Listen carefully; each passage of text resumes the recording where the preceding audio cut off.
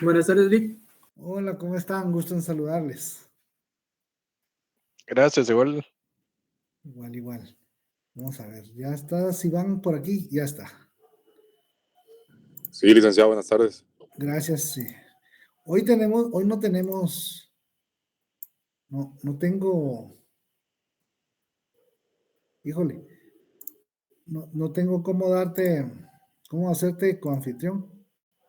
No, hoy sí. Bueno. No le permite. No. Entro como un participante más. A ver, pues. Y tampoco tenemos opción de grabación. Hoy estamos mal. Pero bueno, ya estamos aquí. ¿Cómo están? Muy buenas tardes. Buenas tardes, Lick. Bien, gracias. Lick, perdone que ya dieron fecha para los parciales. Ya lo publicamos. Me preguntaba si me podía indicar qué temas vienen en el examen o qué estudiar. Bueno. O solo las No, ahí va, ya vio, por eso es que, ¿cómo se llama? Por eso es que, como siempre caen en esa trampa, es que no se comparten el tema de las presentaciones. Mire, pues, las unidades que entran en el primer parcial, que se va a realizar el 15 o 13. ¿Iván? 15 o 13. Es el 15, sí, el 15. Es el 15. Va. El primer parcial, el del 15, es las unidades 1 y 2. Es todo lo que estamos viendo, todo lo que vamos a ver hasta ese martes. Si no hay examen ese día. No hay, ¿verdad? ¿O sí? ¿Cuántos periodos de clase tenemos? No hay. Entonces, tenemos clase hasta ese día. Tenemos hasta ahí lo que veamos hasta ese martes. No va a entrar nada que no hayamos visto de los temas que hemos abordado. Recuerden que comenté que la particularidad que tienen los exámenes de economía agrícola es que no son exámenes memorísticos, son exámenes analíticos. Entonces, lo que hemos venido revisando es y todo se va a incluir en el examen de la manera en que mejor podamos aprovechar esa parte. ¿Qué se acostumbra? Se acostumbra una serie que esa es casi que un regalo. Pero hay desarrollo de temas. Y en ese desarrollo de temas, yo lo que quiero ver es, y ahí es donde voy efectivamente a poder medir si la transmisión del mensaje ha sido efectiva. Como ha sido la dinámica en estas sesiones virtuales, donde pocos, nadie es generalizar y todas las generalizaciones son malas, hasta esta. Si no hay preguntas, habían únicamente 2 opciones y esas son las que se mantienen así. 2 opciones para que no hayan preguntas. Una es, todo está muy claro, y la otra es, y esa no me gusta, es, no se está entendiendo. El problema es de que hay muchos puntos en juego, pues hay 25 puntotes en juego, como para darse el lujo de no preguntar y quedarse con dudas, como para darse el lujo de no entender. Son 25 puntos que van a hacer la diferencia entre aprobar o no el curso. 2 buenos parciales y tranquilo. 2 parciales no muy buenos y preocúpese. Entonces, pues entra lo que hemos visto. excepto el tema de introducción a la elaboración de proyectos, lo que hemos visto los viernes. Mañana tenemos clase, por cierto, y nos toca trabajar sobre eso. Lo que vamos a ver esos días es, o ¿saben qué? ¿Saben qué? Así, vamos a hacer una excepción mañana. Mañana que estamos todos juntos, mañana que tenemos clase todos juntos, les propongo lo siguiente. Revisen el material que ya está ahí publicado. Sus notas de clase más ese material deberían de ser suficiente para poder abordar con propiedad cualquier tema o cualquier serie de examen de la forma que tenga. Lo que yo no me recuerdo, y ahorita estoy dudando con eso, Iván, el examen es presencial, ¿verdad? Sí, licenciado, todos los exámenes son presenciales. Ahí estamos, es que entré en duda y bueno, hagamos algo. Pues, repasen su material de consulta, ese que está ahí, más sus notas de clase, y mañana no vamos a trabajar elaboración de proyectos. O podemos sí hacerlo.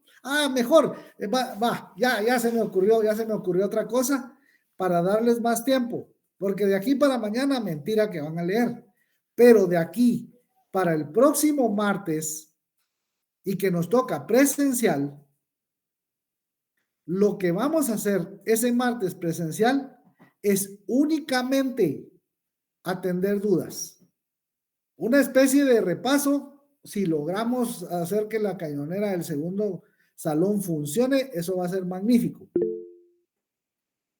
Sí, Sabdi. El martes tenemos examen parcial de macro, de 6 a 8. Y no pregunté yo si había examen, ¿ves? Dijeron no. Es que ahorita vi para revisar si estaba bien. Entonces no. Y para mañana no sé qué tan efectivo sea eso. No van a leer, mentira. No. Sí, Luis Fernando. Buenas noches, Lick. ¿Me escucha? Sí, adelante. Perfecto. En este caso, yo considero, o sea, viendo el tiempo que tenemos, leer lo más que podamos y entre compañeros, pues nos van a surgir dudas. Y esa duda puede ser una duda de alguien más o quizás nadie pueda tener esa duda, pero con eso nos ayudamos entre nosotros. No entiendo el punto. O sea, leer lo más que podamos y que cada... Pues sí, ni modo, ahí, eso está obligado, pero ¿cuál es el tema? El tema es plantear las dudas necesarias, sí, ya que cada cabeza es un mundo, entonces... Totalmente de acuerdo. Ajá. Entonces cada pregunta pueda que nos ayude. No sé si me voy a entender o igual. A ver. Pues más o menos. A ver, pues. Está bueno. Mañana que están todos en los salones, mañana vamos a trabajar atención de dudas, resolución de dudas, solo eso. No vamos a avanzar con elaboración de proyectos. Vamos a atender dudas. Pues con el compromiso de que al menos algo estudie, ¿ves? Porque tampoco la idea es perder el tiempo. Si no, damos clase normal, tal cual está programado, y ya. Si le vamos a sacar de veras provecho a ese tiempo, programémoslo así, pero con el compromiso de que efectivamente va a salir y ahí va a tener dudas. Vaya, como ustedes ya son estudiantes del cuarto año, hagámonos el propósito de presentar dudas razonables, ¿no? Hacemos ese acuerdo. Sí, Lick, muchas gracias. Va, De acuerdo, Lick, gracias por el apoyo. Bien, van 3 y aquí hay 24. Menos Iván y yo, 22. ¿Y los demás qué? ¿Sí o no? Sí, me parece bien. Sí, ya sé. Va, pero compromiso es compromiso, ¿va? Mañana entonces atendemos dudas que surjan de cara al próximo jueves. Tenemos examen y el martes no vamos a tener clase. Así está el asunto. Perfecto. Entonces hoy avancemos. Veamos esto aquí. Hoy vamos con esto y aquí. Hoy está raro este asunto.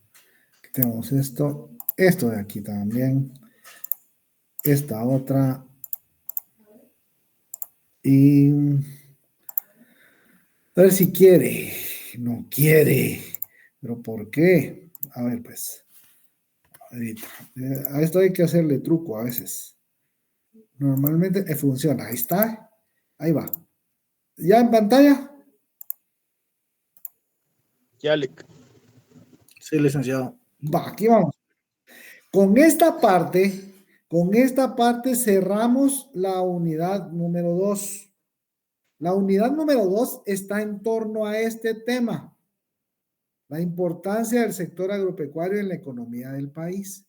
Y hemos venido describiendo cómo temas institucionales, temas respecto de cómo se ha venido conformando ese modelo en el cual la tierra está distribuida de una forma muy desigual, extremadamente desigual. Se recuerdan muy pocos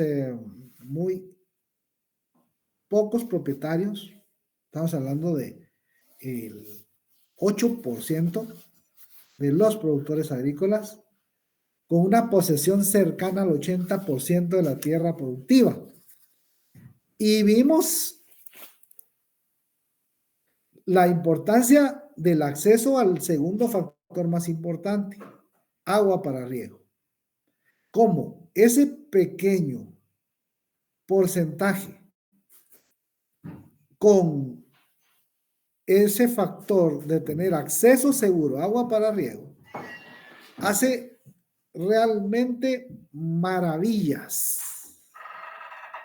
en el sentido real, porque vieron que todos esos productos de los que estuvimos hablando, incluyendo los no tradicionales, esas exportaciones, esas agroexportaciones, están muy bien colocadas en el mercado internacional, ya sea a nivel de América Latina o incluso mundo. Son productores realmente muy eficientes en cuanto a los rendimientos que obtienen, en cuanto a su participación en la economía nacional.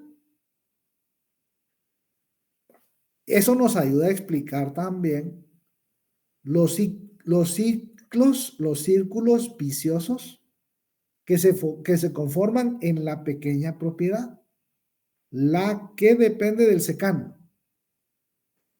del régimen de lluvias, que es la otra cara de la moneda, es la parte maravillosa del cuento, es la de los grandes agroexportadores, y es que efectivamente les va muy bien. Se quejan de que, ay, no, el precio se contrajo y entonces gané menos. Pero ganar menos en esas ligas continúa siendo algo pues, realmente de un nivel considerable. Y eso es parte de lo que podemos observar. Veamos aquí. Ya en el remate de estas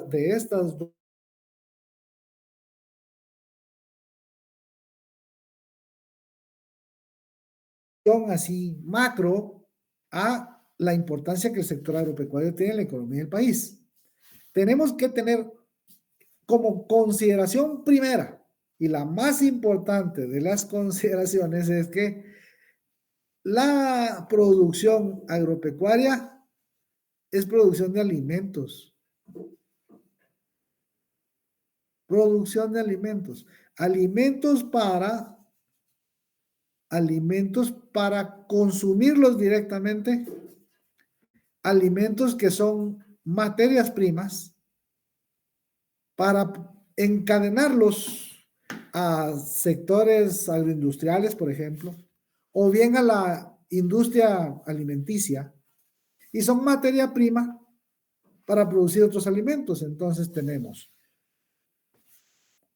bienes directos y bienes intermedios. Dentro de estos, a dos niveles. Primer nivel, los destinados al autoconsumo. Y al segundo nivel, los que tienen excedente. O los que producen esto como mercancía. El autoconsumo, a algún excedente, ya vimos lo que pasa si todos salen al mismo tiempo al mercado. Los comercializadores que tienen mercado interno importante, que tienen productos no tradicionales, que los analizamos también, muy exitosos, y la agroexportación, la enorme, la de azúcar, café, banano, cardamomo, caucho natural, aceite, que dos de esos son agroindustria. El tema del azúcar y el tema del aceite, de palma, por lo general. Hacia dos destinos. Alimentos y materias primas para mercado interno. Ingresos de las familias, consumo intermedio. Se recuerda que el consumo intermedio son las transacciones intersectoriales, las que, restándoselas al valor bruto de la producción, nos permitiría, si ese fuera el mecanismo de estimación, obtener el PIB. Por ende, esta producción o este sector agropecuario participa en el crecimiento de la economía mediante conformar parte del Producto Interno Bruto. El segundo escenario, el mercado internacional, igual, para consumo directo o como materia prima. Exportaciones tradicionales, exportaciones no tradicionales.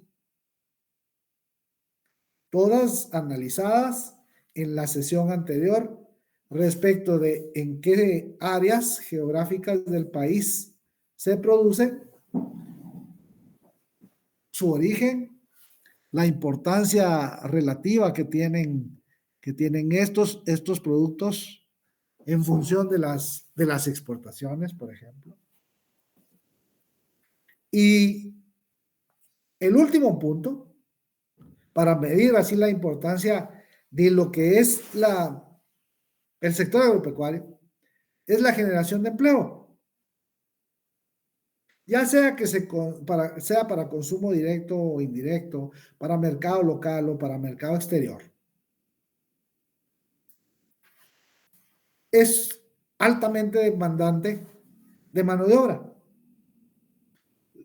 Es la actividad económica que más población económicamente activa contrata. Pero hay un pequeño detalle. Es el sector que más bajos salarios paga. Y lo vamos a ver todo esto a continuación. ¿Dudas hasta acá? Sí, licenciado, buenas noches. Fíjese que yo no le entendí muy bien a la parte cuando dijo las transacciones, habló de algo interno, pero ahí no le entendí, pero no lo quise interrumpir en ese momento. A ver, de nuevo, ¿cómo es el asunto? A ver, por favor. Sí, ¿puede explicar nuevamente la parte de que habló de las transacciones que incluía sobre el Producto Interno Bruto? Es que no mucho le entendí esa parte. Bueno, a ver, pues.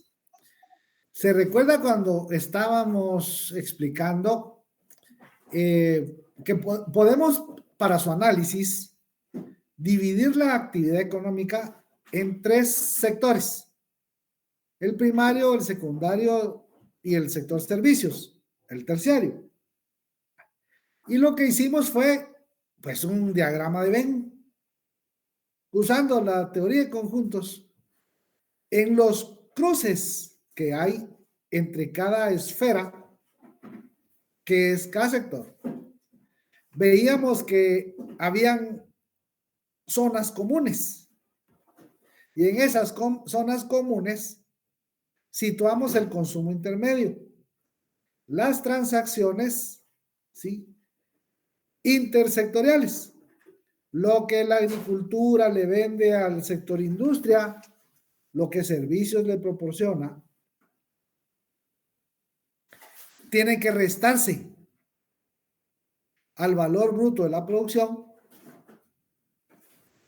y así obtenemos el PIB. Recuerde que el concepto es la producción de bienes y servicios de un país durante un periodo determinado de un año libre de duplicaciones. Las duplicaciones son el consumo intermedio y lo explicamos de que o reporta que vendió caña o reporta que vendió azúcar, pero no puede contabilizar 2 veces el azúcar que extrajo de la caña más la caña misma. ¿Me explico? Sí, licenciado. Ya, De acuerdo. muchas gracias. Con gusto. ¿Alguien más? Lick, yo tengo una pregunta, pero no va exactamente con el tema. No sé si le molesta que pregunte, pero ya que, Depende. Dale, pues. gracias, ya que hemos visto que hay muchos intereses privados, económicos, políticos, etcétera, para mantener la gran mayoría de la población pobre o sin acceso a sus propias tierras, no sería, y de nuevo, tal vez viene de ignorancia mi pregunta, perdone que la haga, ¿no sería mejor educar a la población que no tiene acceso a sus propias tierras técnicamente para que hagan trabajos más tecnificados y salgan de la pobreza? Gracias, Lick, y perdone. No, al contrario. Esa pregunta es interesante. Tal Vamos vez a quisiera tratar. guiarlo Ajá. un poco a la forma en que los tigres Sí. asiáticos. Por ahí nos vamos a ir. Por ahí nos Ok. vamos a ir. Y no solo con los Knicks, que eran estos chatos, ¿va? Ujú. Va, mire, ves. La parte más importante de todo este tema es a qué es lo que los países le apuestan para su crecimiento económico. Como primera parte o como condición necesaria para desarrollo, tiene que existir crecimiento económico. Aquí nosotros vemos que el PIB en términos absolutos crece todos los años, casi todos, ¿verdad? Hemos tenido años en los que incluso, bueno, uno nada más en los últimos 20 y tantos años que recuerdo, solo un año es en el que hemos tenido un crecimiento negativo. Y fue 2020. Era menos 1.5, si no recuerdo mal. Entre menos 1.5 y menos 1.8 por ahí. Iván me podría ayudar con eso, pero yo creo que era menos 1.5. La variación interanual del PIB. Sin embargo, en términos absolutos, la variación es muy pequeña. Lo que quiere decir que prácticamente hay crecimiento todos los años. En términos absolutos. Miremoslo aquí. Vámonos a esta. Y esa me va a ayudar a explicar. Miremos hasta ahorita, vamos a regresar. Miremos esto. Esto es la participación de los tres sectores en la conformación del PIB. Y si se dan cuenta, todos tienen un comportamiento al alza, comportamiento positivo. Hay pequeñas variaciones, hay algunas leves caídas. Particularmente, esto viene de 2013 a 2023, ¿verdad? 23, 22, 21, 20. El crecimiento es prácticamente nulo en servicios, es prácticamente nulo en industria y es relativamente mayor en agricultura. Este es el año más fuerte de la pandemia. Servicios se contrae un poco, particularmente por el tema, por dos actividades económicas. Transporte de personas y de mercancías y alojamiento, turismo y viajes. Por ahí. Por los temas de las restricciones a la movilidad. Fuera de eso, lo importante es ver el comportamiento. El Producto Nacional se comporta así, en la suma de estos tres, la tendencia es al alza. La tendencia es al alza. Sin embargo, aún cuando la economía viene creciendo bien, a nivel macroeconómico, implica que nuestra economía es muy saludable, aun cuando existen choques exógenos, no necesariamente económicos, porque aquí ha pasado de todo. Durante los últimos 25 años, aquí ha habido conatos de crisis en el sistema financiero, empresas estatales o municipalidades que el Estado debe absorber su deuda, desastres provocados por fenómenos naturales, particularmente esos impactan y cada vez impactan más fuerte. Hay muchos elementos que impactan sobre la economía y también, ¿por qué no verlo desde ese ángulo?, sobre las finanzas públicas. Y esos son riesgos a los que la economía está expuesta. Riesgos exteriores y riesgos al interior. Porque eso que pasa, que estábamos hablando, eso es a lo interno. Pero en el entorno, en la coyuntura, en el contexto exterior, para tomar decisiones económicas, como cambios en la tasa de interés, o por ejemplo, pues sí, en la tasa de interés, la tasa líder de política monetaria. La Junta Monetaria se reúne varias veces al año para analizar la conveniencia o no de aumentar, de mantener igual o, ¿por qué no?, de disminuir la tasa líder de referente de política monetaria, analizando todo el contexto interno y el externo. Conflicto Rusia-Ucrania, pandemia, conflicto Israel-Gaza. Son shocks extraeconómicos. Ajá. Pero nuestra economía es muy resiliente. Pareciera que no pasa nada, se recupera muy bien al año siguiente y hasta tienen algunas actividades crecimientos extraordinarios. Entonces, la primera condición se cumple. ¿Hay crecimiento económico? Sí.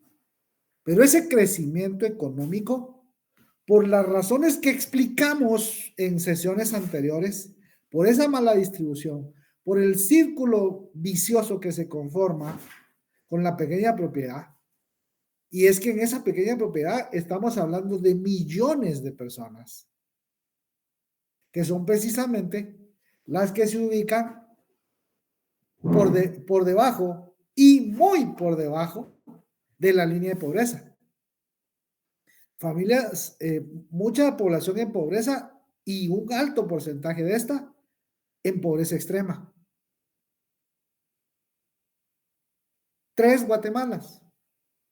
La Guatemala que de veras está luchando por subsistir día a día, la Guatemala de la clase media y la del sector de los quintiles de ingresos más altos, en los que no pasa nada, por el contrario, vemos lo bien que les va y lo hemos analizado con números y con lo que mostramos.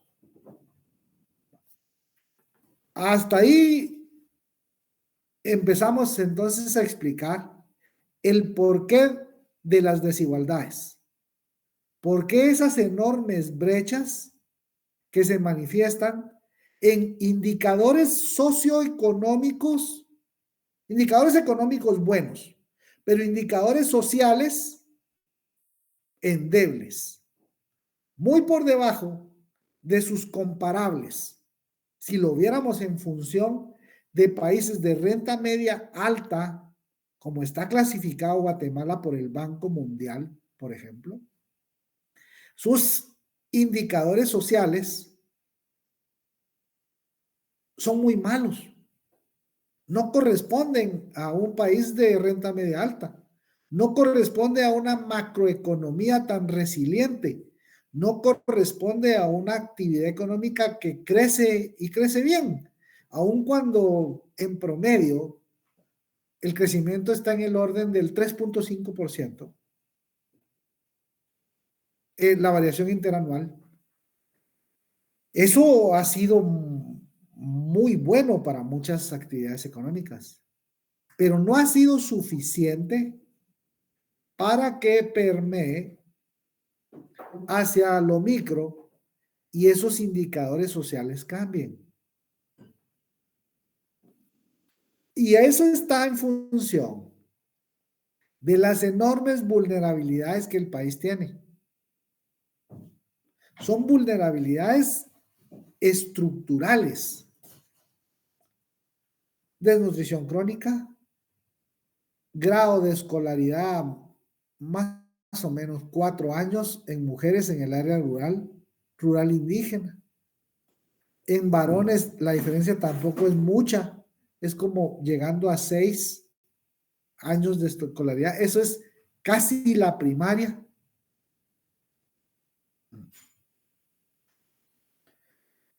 Un alto porcentaje de población en pobreza extrema. Remesas familiares creciendo, lo cual es bueno y no. Las remesas familiares se han constituido prácticamente en el respirador artificial de nuestra economía en función de cómo se vienen dando los otros indicadores sociales. Es lo que ha evitado que muchas familias más estén en condiciones de pobreza. El tema con esto es hacia dónde va destinado ese flujo de remesas. Y en un alto porcentaje es consumo. Lo cual va a impactar cuando se dé la siguiente condición.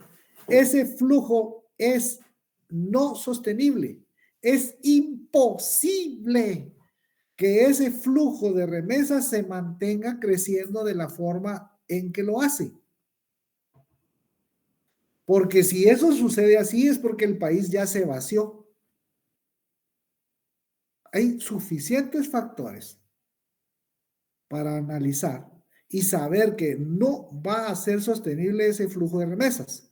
asumiendo que efectivamente todo lo que viene ahí y es reportado sean remesas reales, bastaría con hacer la cuenta de cuántos hay afuera y cuánto tendrían que mandar mensualmente para alcanzar esos volúmenes que ya superan exportaciones, inversión extranjera directa y divisas generadas por turismo juntos. O sea, resulta que el principal producto de exportación de Guatemala son los chapines, lo cual va a traer consecuencias terribles para la economía en poco tiempo, porque hay algo que se llama bono demográfico. Y ese bono demográfico está constituido entre la relación de la población en edad de trabajar y la población dependiente. Los que todavía no trabajan y los que ya no deberían de estar trabajando.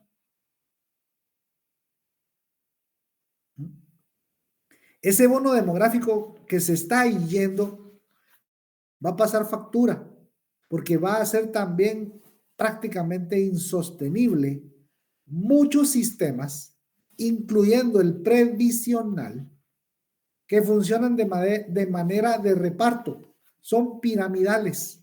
La población económicamente activa sostiene a los inactivos, porque no han entrado al mercado o porque ya salieron. Y eso es insostenible. Además hay desarraigo, además hay políticas de migración que se endurecen dependiendo de cómo venga el ciclo económico, particularmente el de Estados Unidos en este caso. Y cómo entran en ese rol las políticas públicas. Políticas públicas que deberían funcionar para que con mecanismos en los que la cobertura y el nivel educativo mejore y las condiciones de salud mejoren también, educado y tecnificado, más saludable, puede ser más productivo. Ese ser más productivo podría permitirle alcanzar el tercer elemento que el índice de desarrollo humano requiere, el ingreso per cápita. Pero un ingreso per cápita real, una renta personal real, que efectivamente entre a sus bolsillos y le permita tener más y mejores satisfactores. Mejor si son más y mejores. Y eso le permite entonces elevar su nivel de bienestar. Prácticamente todos los países que han logrado hacer eso, lo hicieron en la medida que su sector primario fue perdiendo relevancia, pero el sector industrial fue ganando ese peso relativo. Muy a diferencia de lo que pasa en Guatemala, donde el sector agrícola viene cayendo. Y la parte de todo esto que está aquí, de todo esto ya hablamos, de toda la parte es cómo lograr que este fenómeno que tenemos en pantalla, que es la tercerización de la economía, no se coma las oportunidades de crecimiento. Si la apuesta vino aquí, vestuario y textiles, el principal producto de exportación. ¿Proveniente de qué? Proveniente de temas que están ligados al sector servicios. Maquila. ¿Qué otros servicios vienen creciendo con una dinámica muy positiva? El sector financiero, los call centers, BPO, contact center, Todas esas actividades de servicios que hacen que este crecimiento, veámoslo aquí, este es como la economía, no, la participación de la agricultura en el PIB. Vemos todos los años, crece. Pero al analizar su evolución desde el punto de vista de su peso relativo, su participación porcentual en la conformación del producto, ha venido disminuyendo. 1.9 puntos porcentuales de diferencia. Eso son muchos millones. Y esta actividad viene aquí, viene bien, pero su peso relativo en la conformación del producto se cae. Este repunte es que servicios e industria, es lo que explicamos en esta. Servicios e industria en 2020 prácticamente no crecen. Como hay que comer, sí. Y hay que comer aquí y en todos lados, ¿no? Entonces, para el mercado interno y para el mercado externo, en 2020, el peso relativo se ve que tiene un repunte. Pero la explicación es esa. Países que han logrado cambiar esa dinámica y han apostado a la industrialización, hace 50 años eran igual que Guate, o tenían indicadores peores aún que Guatemala. Y esos son a los que se refería con el tema de los tigres asiáticos, esos NICs, los nuevos países industrializados a los que hacía referencia Camilo, son un ejemplo de que efectivamente ese cambio se puede dar, pero la apuesta al desarrollo debe ser distinta. Debe ser políticas públicas que efectivamente fomenten el desarrollo de actividades, como sí sucedió con vestuarios textiles, que ese es producto de el decreto 2989, la ley para el fomento de la actividad exportadora y de maquila, y también los productos no tradicionales de exportación, en su mayoría, son producto de esos incentivos. Si vemos, vámonos, ya vieron lo importante de los temas de trabajar con información de otros cursos aquí. Vamos a ver. Doctrinas económicas. Esta es de doctrinas económicas. Doctrinas económicas. A ver, ¿quién anda aquí? ¿Quién es de veras? ¿Quién en serio aprobó bien su curso de doctrinas? Pero de veras así, nítido. A ver, ¿quién se anima? Doctrinas 2.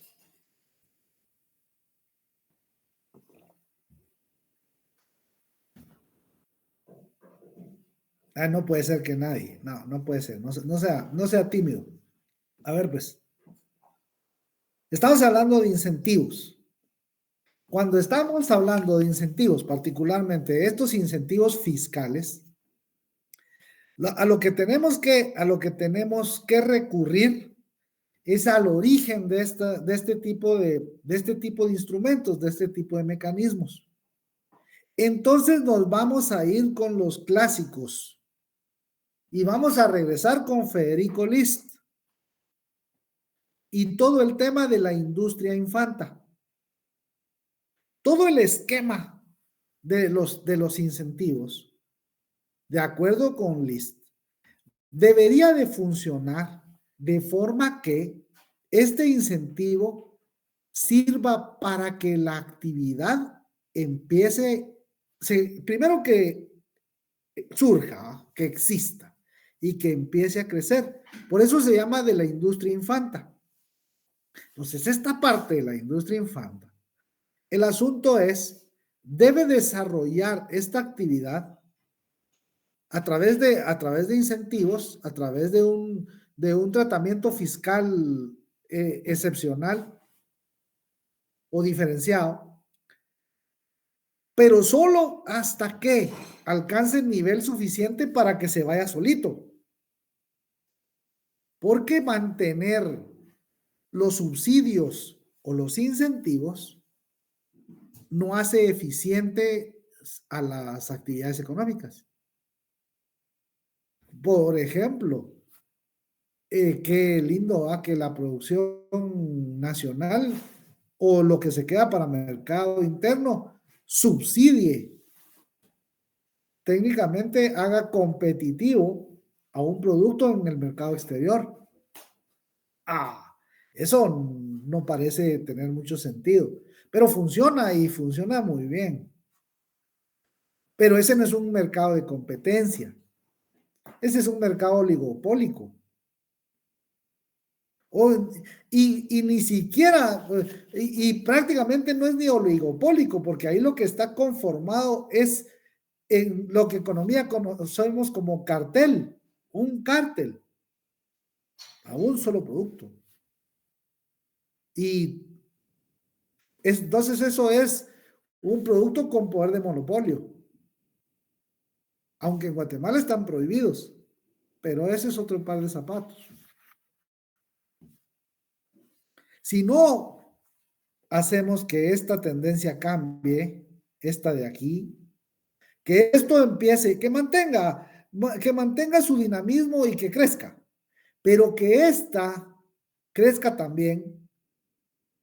Este podría quedarse ahí o crecer poquito, pero este segundo es el que sí o sí es necesario que crezca distinto.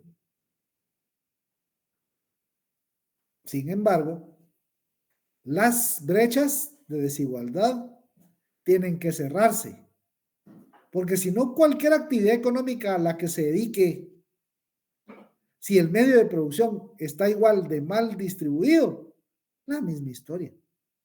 Podríamos hacer naves espaciales, pero esas ganancias le quedan a Elon Musk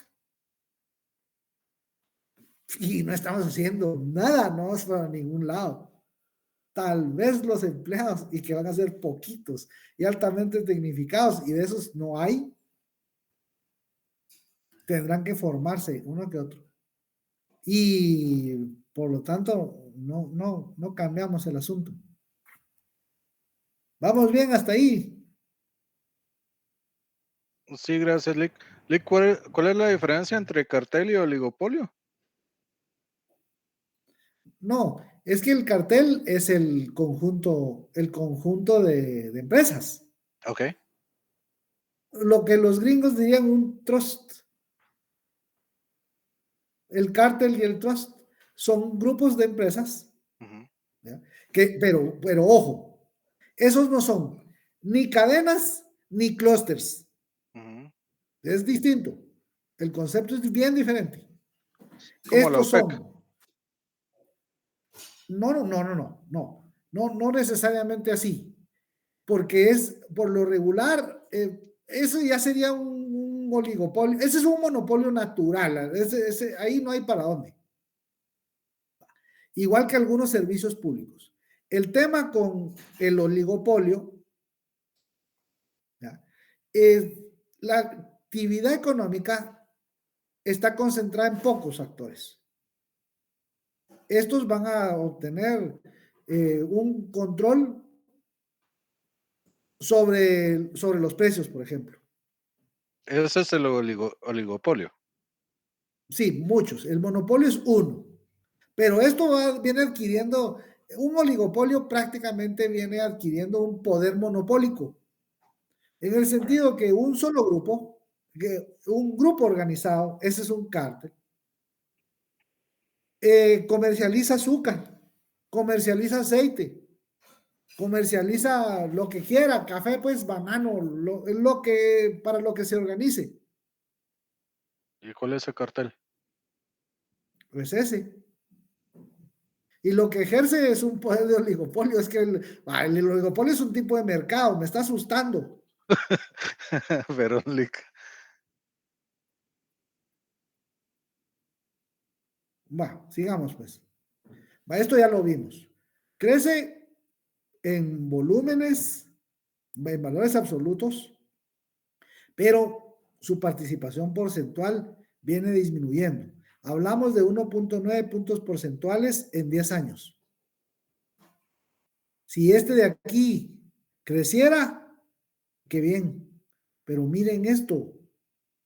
Esto es incomprensible, ¿va? No, muy comprensible. Esto es tercerización de la economía. Así de simple. Vale. Ahora, lo que analizamos y que surgió. La participación en las exportaciones de estos productos. En el top 25.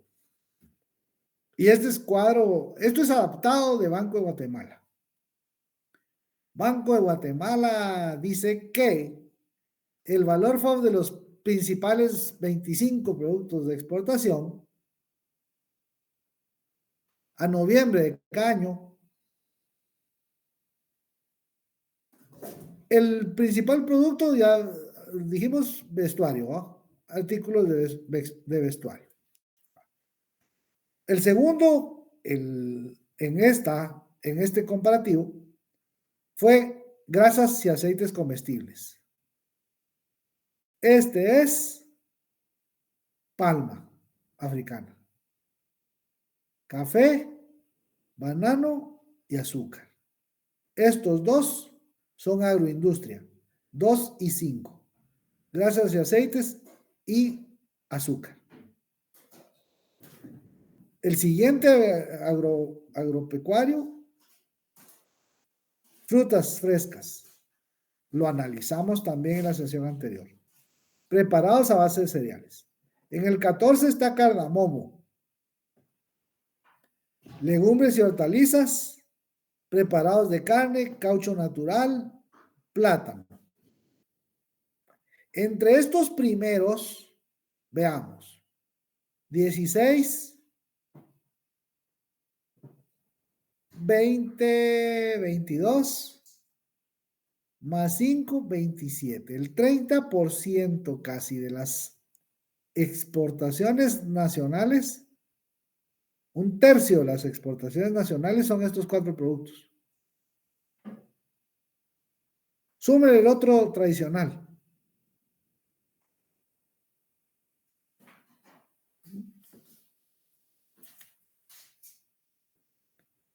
Eso es en cuanto a la participación en las exportaciones. Una Productos pregunta, para- licenciado. Adelante. ¿Cuáles son esos preparados a base de cereales? ¿Un ejemplo?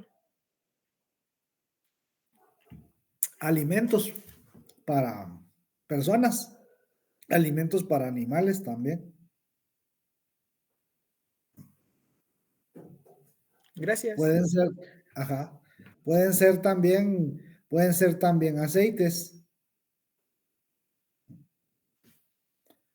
a base de cereales, pero sigue siendo un producto agrícola, ¿no? Claro, tiene agroindustria de por medio, sí. Igual que azúcar, igual que grasas y aceites comestibles. Vamos aquí. Ese es SIU. Iván, ¿ese es SIU o es QODE?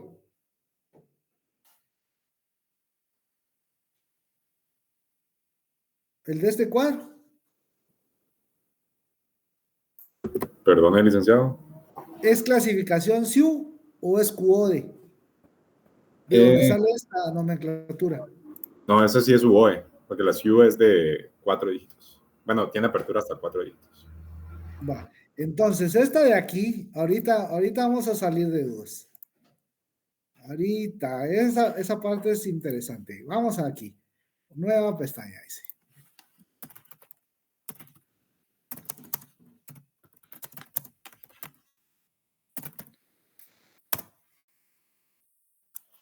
Ajá. No, espérenme. Quiero ver. Ajá. Aquí está, mire pues. Aquí está. Mire lo importante de eso que hizo. Mire, bonita su pregunta, me gusta. A ver, ¿dónde estamos? ¿Dónde estoy? Aquí. Wow. Dejo de compartir. Esta. Voy a compartir esta. ¿Está en pantalla? Sí, le cae, se ve. Sí, Lick. Va. Mire pues, esta es su pregunta. ¿Qué es esto? Preparaciones a base de cereales. Harina, almidón, fécula o leche, productos de pastelería. Este tipo de nomenclatura, este tipo de clasificación es la que se usa en comercio internacional para que estemos exactamente hablando de lo mismo. Aquí en Guate, en México, en Chile, en Indochina, esas clasificaciones que se usan en los códigos arancelarios se hacen por capítulos. Esto obedece a los capítulos que se tienen en función de la Organización Mundial de Comercio. Y esa debe ser homologada. Es un estándar. Esta partida, los de este capítulo 19, todas estas partidas en cualquier parte del mundo son lo mismo. Para que los análisis, para que las estadísticas de comercio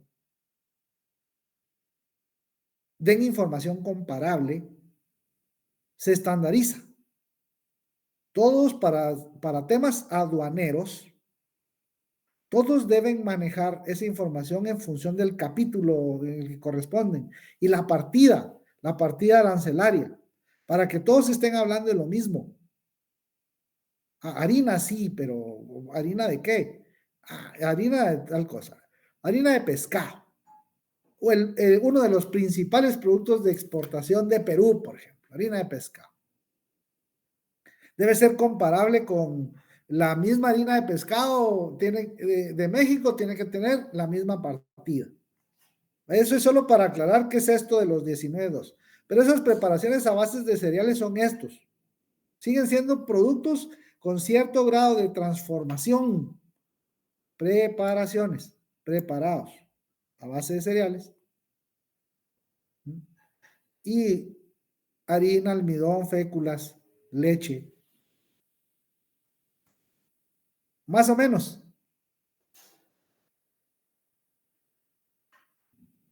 ¿Sí o no?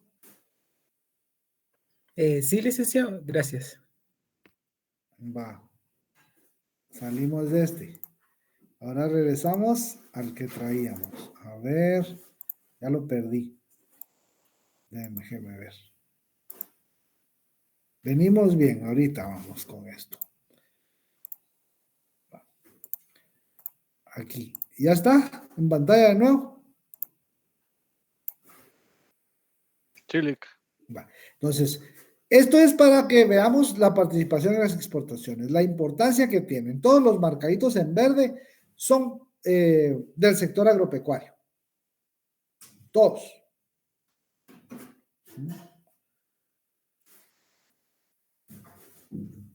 Al sumar todo esto, la participación es importantísima. Sigamos. Ahora, esto lo mencionábamos al principio. Es el sector que más población económicamente activa emplea. Y esto es de la Encuesta Nacional de Empleo e Ingresos de 2022, la última, del INE. Agricultura y comercio son las actividades que más población económicamente activa registran. Pero veamos qué pasa de este lado. La mayor cantidad de estos empleos en agricultura, ¿a qué creen que corresponde?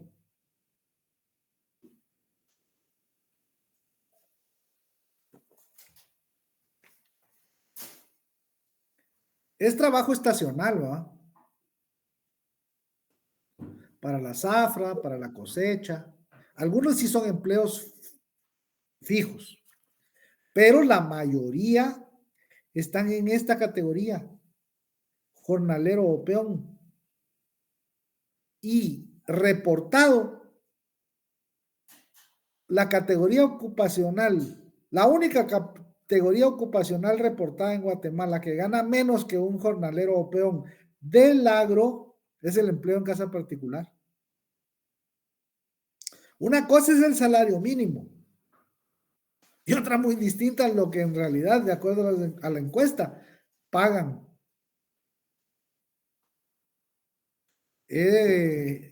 ¿Cómo le hacemos? ¿Cómo Digo, pasa? Adelante. perdón, una consulta. Sí. Si en un dado caso pagaran esa cantidad, ¿cómo pueden sobrepasar las políticas, por ejemplo, acerca del salario mínimo y todo eso, si son industrias grandes? No, bueno. Una cosa es lo que establecen y otra diferente lo que en realidad sucede. Esa pregunta sería buena para la Inspección General de Trabajo. Sería formidable hacérsela a ellos. ¿Cómo es que el Instituto Nacional de Estadística en sus encuestas logra definir que estos son los ingresos mensuales reportados? Eso es lo importante de poner la fuente, ¿no? Eso dice el Instituto Nacional de Estadística, que esto es lo que más emplea, pero esto es lo que peor paga. Esa es una pregunta valiosa. ¿Se cumple? No. Y hace rato que con los temas de X, los cambios y esa parte. Y en teoría, el trabajo que hace la Inspección General de Trabajo, esto no debería de suceder. Todos estos de aquí están por debajo.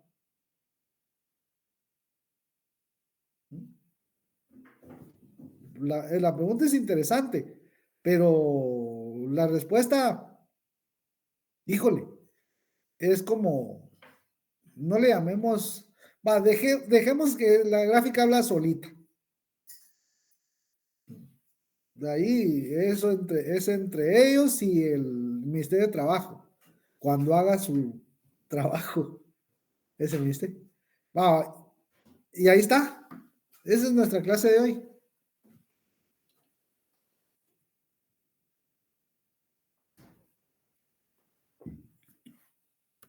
Quedamos en que mañana vamos a atender dudas, ¿no?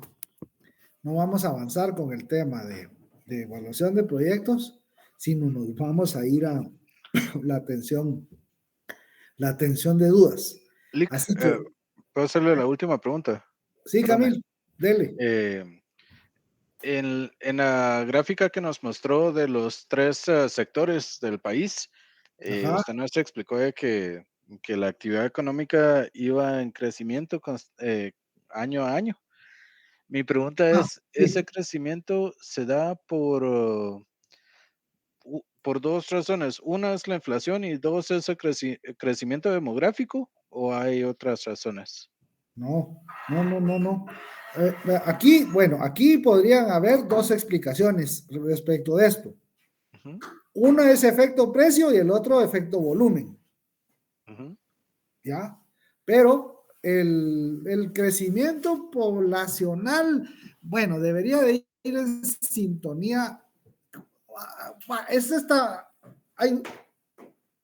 Mire pues, juntémoslo con lo que veníamos platicando de los NICs. Ahora pasémonos a los BRICS. Brasil, Rusia, India, China, ¿y cuál es el último? Sudamérica. Apúrese. Perdón, Hombre, Sudáfrica. está pasando, hombre. Es Sudáfrica. Está bueno. ¿Cuál ha sido la parte que ha caracterizado ese crecimiento? Pero no nos vayamos tan lejos. Veámoslo en Perú, en Panamá, en Paraguay. Países que a nivel de las calificadoras de crédito a nivel mundial han alcanzado grado de inversión. ¿Cuál ha sido el factor que ha hecho que esto suceda? Ha sido el crecimiento de la clase media. Eso es sacar a la gente de la pobreza a través de políticas públicas y a partir de cerrar brechas en cuanto a la distribución de los beneficios que se obtienen de esta forma. Solo así le creo que mientras más somos, esta economía crece más. Sí, se consume y hay más demanda, pero con estos salarios, con esas condiciones y con ese porcentaje de población en pobreza, no. Porque no hay un crecimiento real del PIB per cápita. Que sea de veras en ingresos reales en sus bolsillos. No solo el promedio, afectado como todos los promedios, por los valores extremos. Y un PIB per cápita que viene creciendo y que ya anda como en ¿cuántos? $6,000, Iván. Por ahí va. Más o menos, sí.